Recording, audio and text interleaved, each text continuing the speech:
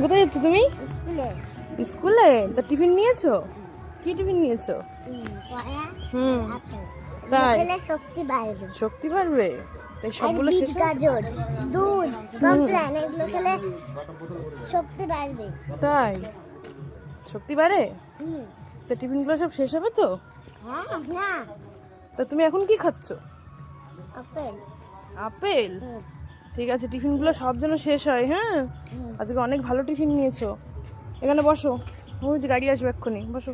তুলি, বন্ধুদের একটু টিফিনটা দেখাও। দাঁড়ো দাঁড়ো, পড়ে যাবে পড়ে যাবে। এই তো, এখন নিও না, রাখো, স্কুলে গিয়ে খাবা, ঠিক আছে?